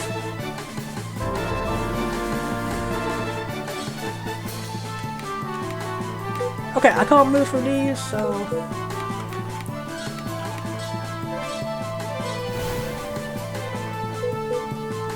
Yay, a level up for you. Everything about the level up graphics is weirdly slow. At least you can skip through actually the little pop-ups for the stats. That's useful. And put a trap for you. I'll put a trap for you. So presumably, like, I mean, you weren't very tough in the previous fight, but presumably you're going to be tougher than these enemies in this one.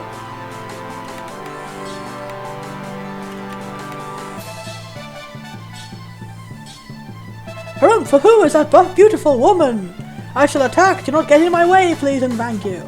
And again, she didn't talk. Is that just how it goes? Like, when you get dialogue, like, from the character, they never reply? I thought it was a glitch before. Like, again, for context, in Fire Emblem, when you get a special dialogue between a character and an enemy, both of them talk. Either that, or you only have one text box up when only one of them is talking.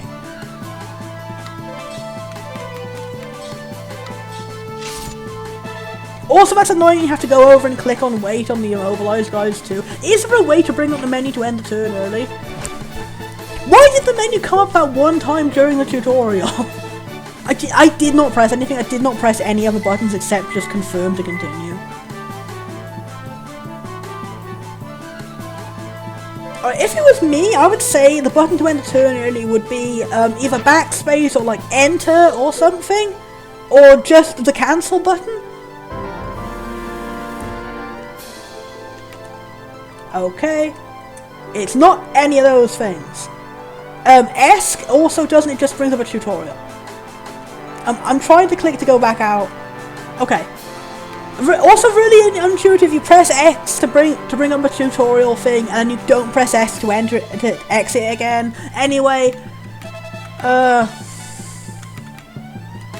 I also been immobilized? Okay. For some reason when I clicked on him that way, the blue thing didn't appear to show where he was moving. That's definitely a glitch. Okay, so he can sense traps. Okay. That's also a thing that should have been in any way explained, is he can walk next to traps and tell you where they are. I should have had you next to the guarding guy, who I now have to click to wait every single time. And again, the blue isn't here. Why is the blue vanishing?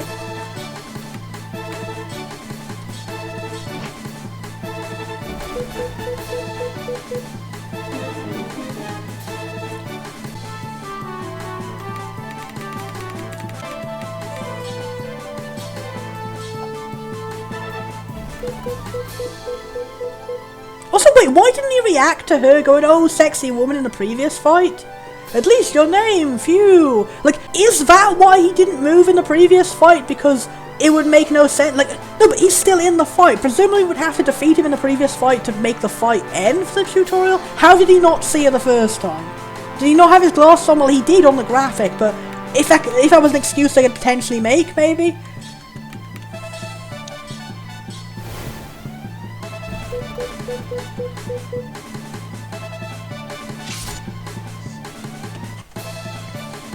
Also, it gets really annoying when the music loops like that.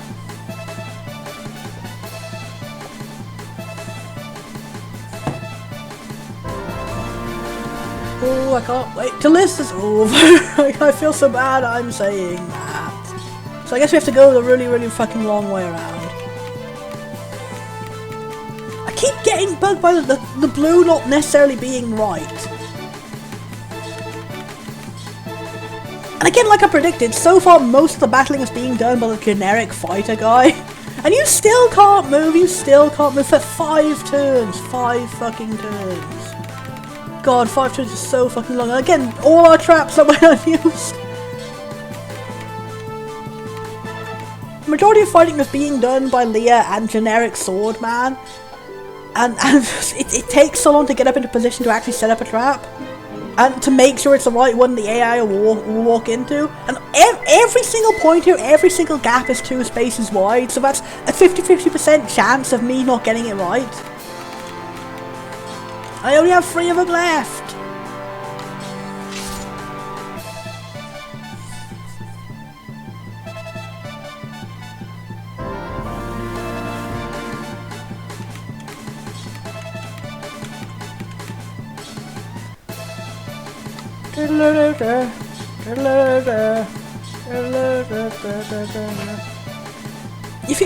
It's generally a rule if you have like a long battle system, you should make the loop a little bit fucking longer, or make sure it's seamless so people can't notice when it starts again.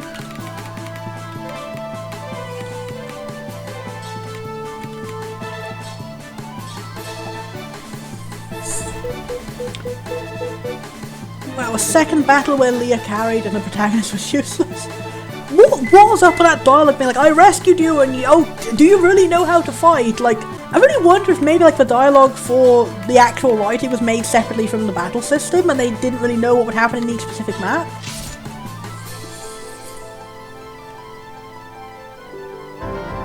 And it doesn't move. I mean, that's also a classic thing for Fire Emblem, is the boss guy just never fucking moves. But it's not a good thing from Fire Emblem. It's not a thing that they keep all the time in the newer ones too. There is a kind of trope sometimes with fan games, like I'll keep things exactly the same as the previous game because that's just what everyone knows, rather than thinking about, oh, is this a good thing? Is this a thing the fandom actually likes? Just what isn't with you? How stubborn? Okay, I gotta say, one graphical choice I like is when it gets to the points where the map like fades off in the background, it turns into like the flaily, fuzzy filter we see in the background in the talking things. That's a nice effect, but it also really draws attention to the fact that why would anyone build a house with a fence all around one side and then just open empty space on the other side? Anyhow, just one who's it with you? How stubborn? Well, ruffians have been gathering in the area as of late. I only have to expect hangers on, bothersome as it is, I'll take you on. Okay, at least it's funny that the main guy here is weaker than all the enemies that came up towards him.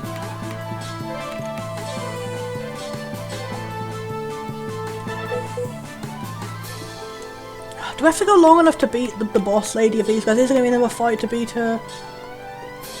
Can I end on this?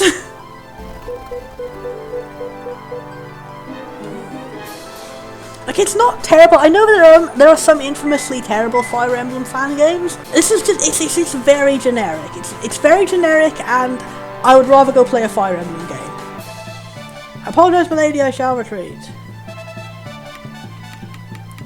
Okay, let's go back and select. Okay, you can finally move. And Gates has got a grand total of 1 hit in the entire fight. Why is it still going enemy phase? Okay, so do you have to walk into this spot to win? Okay. Why only Gritzolia has to go there? I thought it was just you go there and it's over. Okay, I have to click wait on everybody to go to the next turn. Okay, everyone can do guard instead of wait. Why was that explained as if it was like a unique skill of Leah's? Maybe we can finally get Gates to go up there. Okay, that's my goal. We're gonna get Gates to go up there. He can't claim the spot for some reason. And we were gonna wait however long it takes for our slow friend to finally achieve his goals. I care, you Gates, even if you are objectively the worst character in the game immediately from your introduction. And what a terrible introduction that is. But anyway, your best friend will stand here to wait right next to you. Everyone else will wait around in the circle. We all love and support you, sir.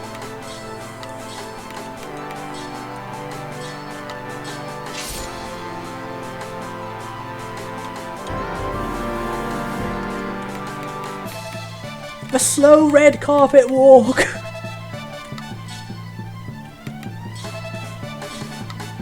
And select wait on everybody else.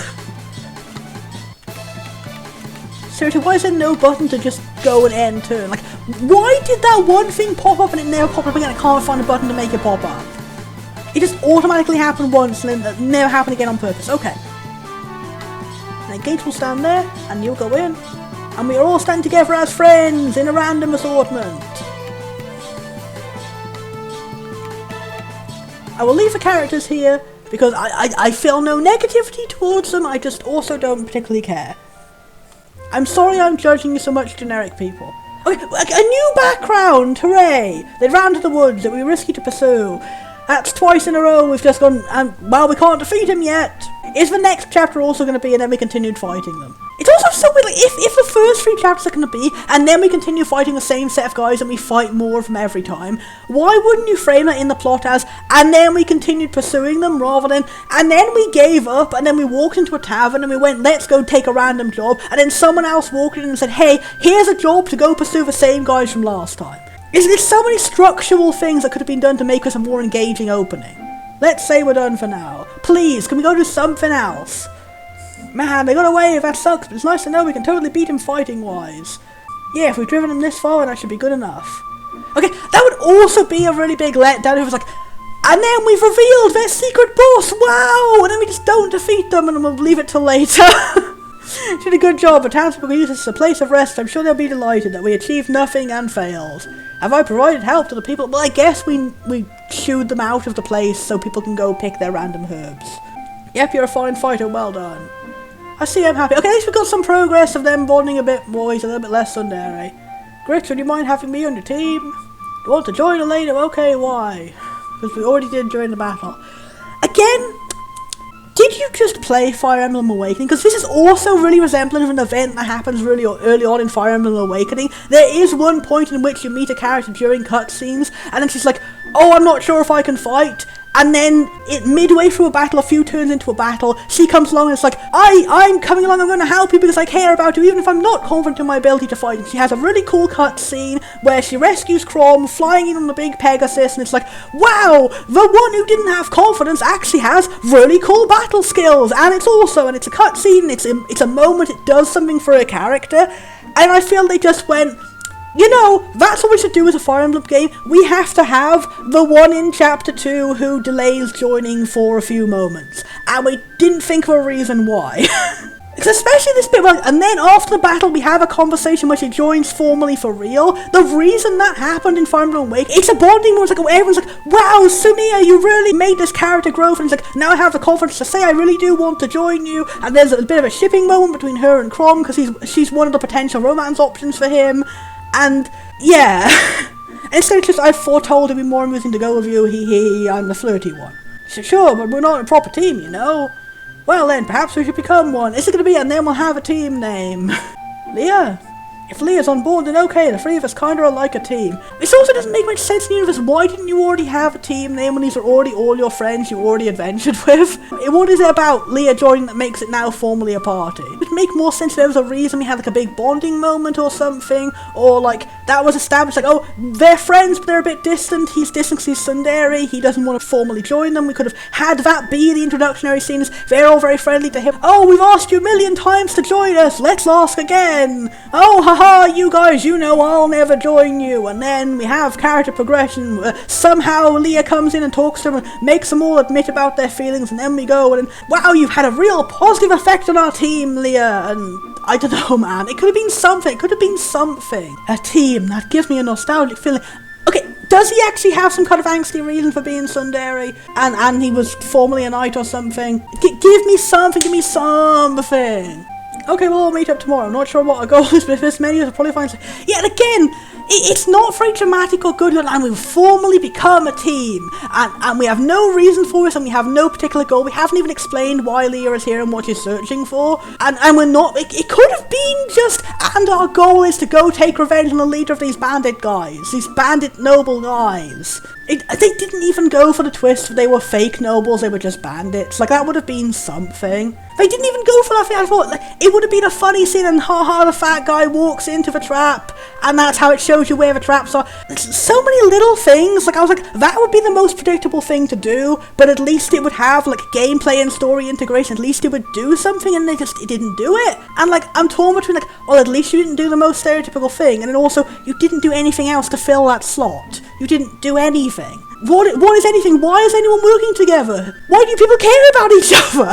Who is our protagonist? Why should we care about him? He's just a guy who was grumpy for the first 5 minutes and then kind of just gave up. Thank you, everyone. Grits and Leah work together to come over a team name. That's your home with me. I was joking about, we're going to do that too. Wonderful, I'll try my best. You will?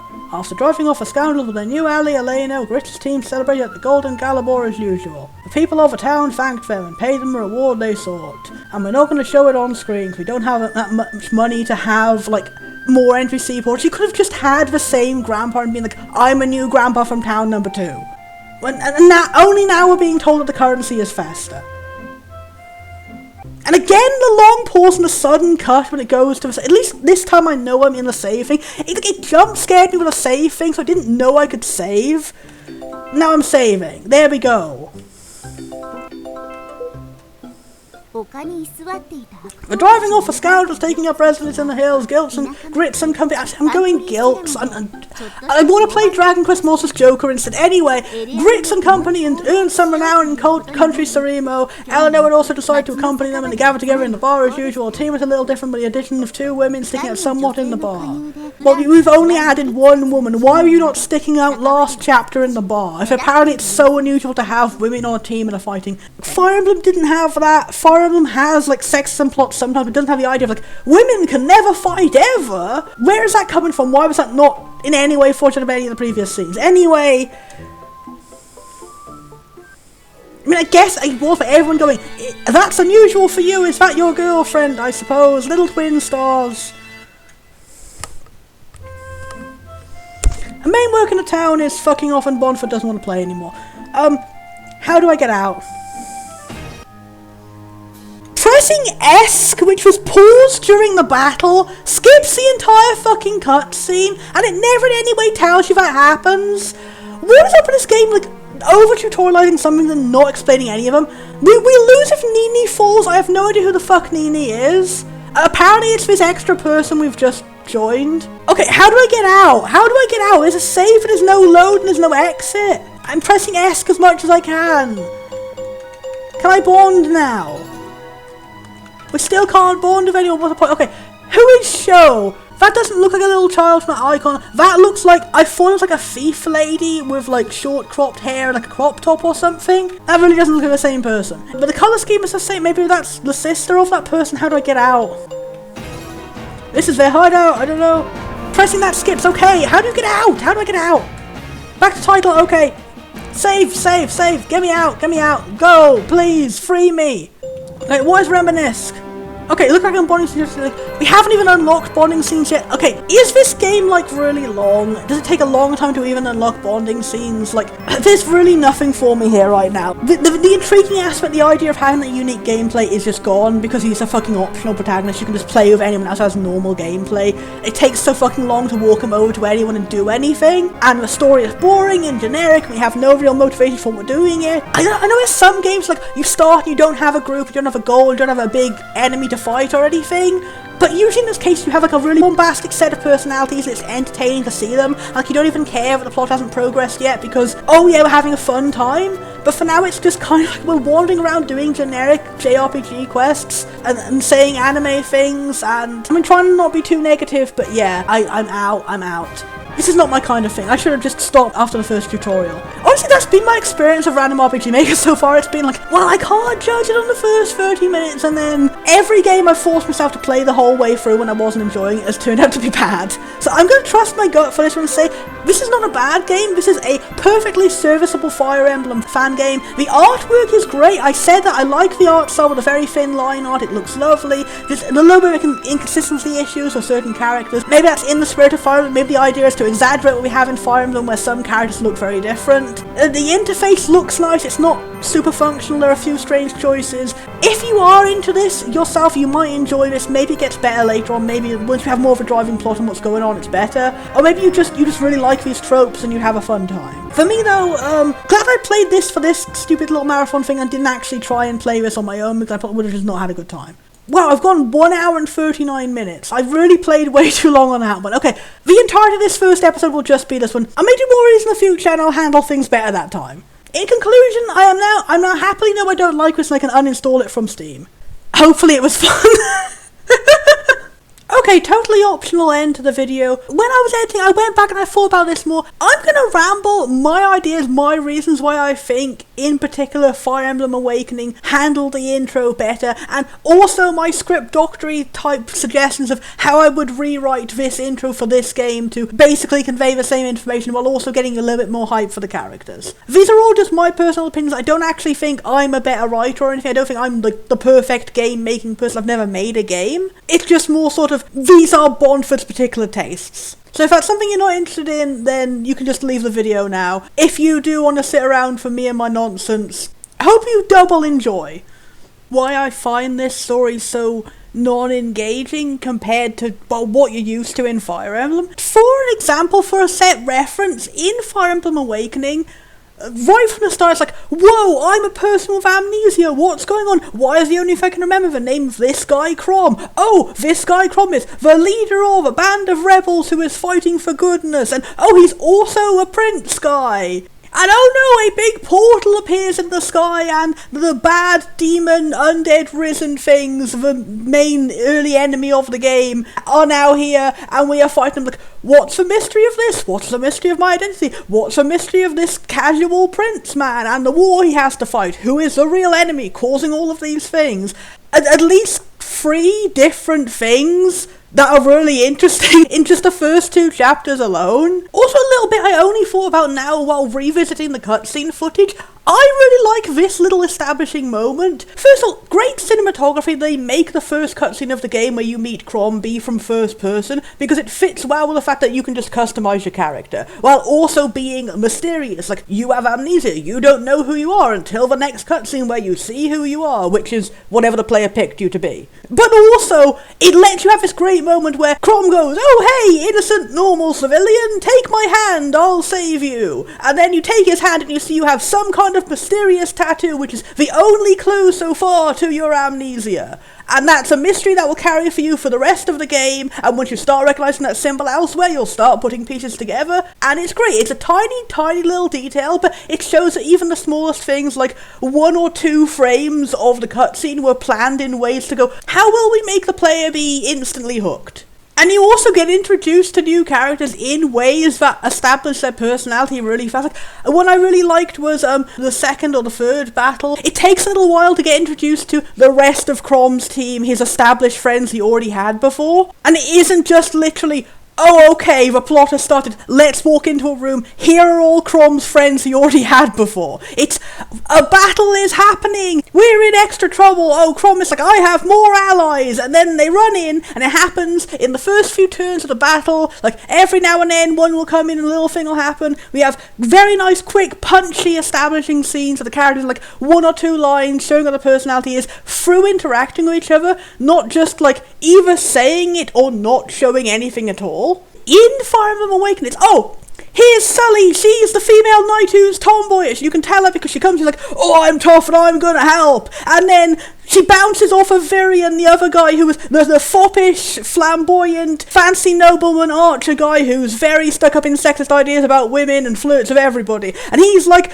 don't do that, you're a lady, I will help you. And then Sully fires back like, I'm not weaker than everybody else because I'm a lady, ooh. By just putting these two characters in the general premises of each other, they both just establish what their character is by having a basic conversation. It's that easy. And you could have just done it with these two. Like, oh, here is the slow and tough stoic knight guy. Here is the bouncy and peppy heroic stabby guy. And they could have just had a conversation like, Lant is like, oh yeah, let's rush into a job, yeah, I'll stab him with my sword, I'll be the big hero. And Gates is like, oh, we should not do that, we should think and plan things correctly because I am the wise stoic man. And it wouldn't have been good, it would have still been kind of boring and archetypical, but it would have been something. And we could have also had an idea of where their friendship even happens with the protagonists. That's another thing. In Fire Emblem Awakening, we know that Sully is Crom's, like, childhood friend person who had an established relationship with, and is a potential love interest. And we know that Virion is a new recruit to the army who comes from another country and was disgraced over there and has lost his noble status but wants to regain it. And, like, there's so much more to the other characters. Like, oh, was it Vike and Miriam? That's the one I was originally going to talk about. I got distracted. I really like Vike's introduction. His personality is, oh, he's Crom's bestest bro, his big silly himbo friend. And he's introduced by running and going, I'll help next. And then he realises he's totally forgotten his axe at home.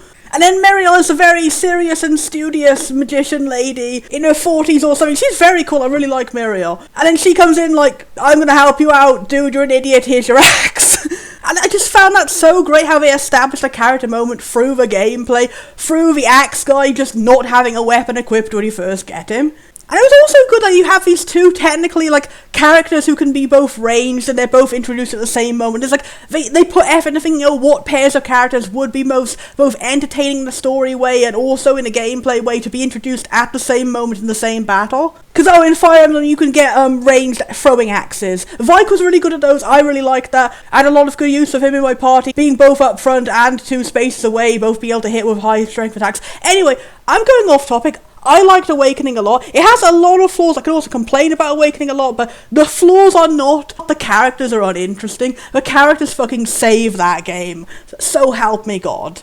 And you know what? That is in fact why Fire Emblem Awakening is such a great counter-argument to this game, because it is a rather generic plot. Once you actually find out the answers to all those intriguing questions at the start, they're all exactly what you'd expect. The evil cult worships the evil god, and your amnesia was this and that, and oh, this is pure and pure, holier than thou, princess lady, and she dies horribly as a sacrifice, and oh, everyone in the kingdom is so sad, and then we vow to fight the evil bad, evil god, thingamajiggy, and dun dun dun, someone is revealed to be someone's father. It's not the most engaging game in terms of actual story, but all the characters that populate it are really excellently written and just fun. It's just fun to watch them interact. Versus in this game, you see the pitfalls of what you have when you just have the plot you'd expect and the characters you'd expect. Well, the only thing that can really stand out in that case is the gameplay, and then they were determined to not let the gameplay stand out by just taking away the unique mechanics immediately and giving you a completely normal party. So that is my final thoughts on this, and I'm sorry if I seem I was a little bit harsh on it, but when you're making a spiritual successor to something, you kind of generally expect it to be either equally as good, or trying to be better or different or original in some way. You don't expect just like a bare minimum story 10 leagues lower than the source material. Or, if you do, make up for it by having fun, unique gameplay. They were so close. You know what? No, I'm not going to leave it there. I'm going full script Doctor mode. My idea how I would have set up this exact game to have the same kind of vibes as Awakening. Alright, we start the game, we're grumpy trapper guy, we see him like, oh, I'm going off to do my regular everyday stuff. He sees someone being menaced by someone and he doesn't help because he's so tsundere and he's like, oh, there's no point, I have no hope left. I don't think I can do anything about this. I'm going to just stay away from the weirdos because I don't want to cause trouble, and whatever his motive was there. And then he runs into Leah, who's running away from some kind of pursuers. Give us a bit of intrigue of that. Like, there's a reason why she's here undercover and pretending not to be a princess. There's some evil people going after her. The protagonist, who is still feeling down from his earlier moment of cowardice where he didn't save someone else, is like, oh, damn it, this time, I don't know what happened, but something changed in me when I saw in her eyes. I knew I couldn't let this person die. And then he jumps in and tries to help her, and we have a dramatic, cool tutorial going on. Like, it's more active, it's not just let's stand around and plan what we're gonna do to take on these minor random villains we have no engagement with. Instead, it's some actually intimidating people. And you're thrown in the fly and you don't have any strategy, you just have the very basic tutorial. You go in and, like, you think it's going to be a normal Fire Emblem game, like, our protagonist can't attack. Like, literally disable the attack button for him. He is entirely focused on his new unique gameplay. He can't attack. We'll have some dialogue of that, like, we can even have, like, a bit of a different personality, a bit of sass back and forth between him and Leah. Leah's like, you jumped in to save me, but you can't attack. And then he's like, aha, let me show off my skills, because he still has a bit of, like, a braggart streak to him. And we get this, like, we saw him all gloomy at the start, and now we're seeing him more in his element. Maybe his personality changes a bit in battle. He becomes more of this trickstery type that we know him here.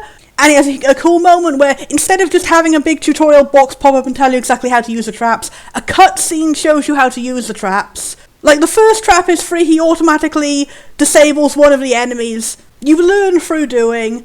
And then maybe, like, oh, it's a subversive moment. You think that Leah is just this damsel in distress and he saved her, and, like, now she's like, aha, I got a perfect idea, and that works perfectly with my battle strategy. If you've got him trapped there, then I can do, pulls out, like, crazy sniper assassination bow, or, like, a literal Magitech gun in this fantasy world. Something that actually really fits the idea of, like, Sharpshooter rather than just normal archer. And she's like, I don't know, 10 spaces away from the guy, and she makes a shot from that distance. Maybe that's the quirk, is the reason you have to trap enemies is she can do really far distance attacks, but she can only attack from a really far distance. She can't be anywhere closer to them, so you have to disable her in order to make sure she can get that gap in between, and that could be the idea. That could be a way to justify it, again, a sharpshooter as opposed to a normal archer. And maybe pull that thing I think they have in Free House, where it's like, the bigger amount of spaces you are away from the enemy, the higher the damage is or something. So you could theoretically pull off a really cool trick if you trap all the enemies in, like, a vertical, like, no, that's it. What if her attacks can pierce through multiple enemies if they're all standing in a straight line? That would be really fucking cool. You could pull off some crazy trick if you manage to trap every single enemy in a line before the first trap wears off. You can get in and shoot them and kill them all in one shot. That'd be great. You're obviously not going to do that in the first tutorial, but maybe you might. You might have, again, you have a little bit of time actually playing the game, and then a cutscene comes in and shows you that's her power at the end. Maybe it's a literal bloodline magic power, so you can shoot literal magic arrows or something. But at this early stage in the game, using it once makes a collapse. And that's when we get this preview in this cutscene, and we go on, and it's like, wow, we defeated those mysterious guys, I have no idea who they are, we've saved this girl from the pursuer, but now everyone's like, oh, we've caused a big scene, there's magic, maybe magic is outlawed or something. It's like, no, everyone around us, all the people we just saved from these evil people, now they're turning against us, and we don't know what's going to happen next. So our mysterious protagonist grabs a mysterious lady, slings her over his shoulder, and runs away into the wood, like, oh, damn it, I went in to save you, but you actually saved me, so I've still got to repay that debt. And he saves her from the citizens, and he's like, oh, but maybe here's the hook. Maybe part of him is like, ooh, am I really saving her, or am I just, can I see, like, the money-making potential in her super amazing powers? So it makes it ambiguous. Is our protagonist really a good guy or not? Are we playing as the bandit this time? But of course he would actually be like a tsundere guy who's been hurt by his past. I'm gonna stick to that idea. He used to be a knight and he was kicked out through something that wasn't his fault, and he's become disillusioned with justice. And so he's a grumpy grump, but he's sweet inside, and they have a extended bonding montage through the first few chapters of the game, rather than just kind of, we're just agreeing to hang out and be friends now, because, I don't know. And instead of it just being, here's my random friends who are already in my party, they're in my party now. Maybe the first chapter is the two of them like having an uneasy peace, like he wants to ask all these questions about her origin, she's keeping everything secret, and also at the same time we can still have the same moment of he figures out she's a princess because of how she acts and she tries to act more normal. Keep that bit, that was a nice bit, keep that in, just make it a bit more original maybe. Hell, she could be talking like the funny fat purple guy. He had a really charming way of completely ruining words. That was great. Go with that. And then chapter 1 is protagonist tries to go and find his allies. There were two fellow other bandit thief guys that he thought he could trust. He goes to them and he tells them the truth, he trusts them, he opens up for once in his life, and then they betray him. They're like, oh, well, if this lady has super magic archery powers, we can sell her out to the state and make enough money. And they try and justify it to the parents, like, haven't you always wanted to make enough money to make a decent living, to have a normal life, to be a regular citizen again? Oh, wouldn't you do the same if you were in our shoes? Trying to moralize like that. And he's like, oh, you guys are scum, you're just making excuses, truly you are just greedy. Is that what I looked like to her when she first met me? Is that why we've been at odds in this chapter? And it ends with a bonding moment and them finally coming together as friends by the end of it. That would be great. And then maybe chapter 3 is, and now we go off on a journey to make more actual friends, genuine friends, different outcasts around the town, people that the protagonist maybe wouldn't have bonded and made friends with before until this circumstance came along, and they go on a big adventure, some kind of actual purpose. Maybe the princess was running away of something that's actually a threat against the world, some evil person in the royalty was trying to use her powers to take over a country, I don't know. It could even just be an evil cultist trying to summon an evil god, whatever. We learn whatever that is before, like, chapter 4. We have an actual driving goal to the plot, and along the way the characters are very interesting and intriguing, and all these things happen. There we go. And I don't know, you can throw the booby lady in there too, as a treat. But presumably she would have some kind of fleshed out personality. So with all that said, now I can just put this game to bed and never think about it ever again.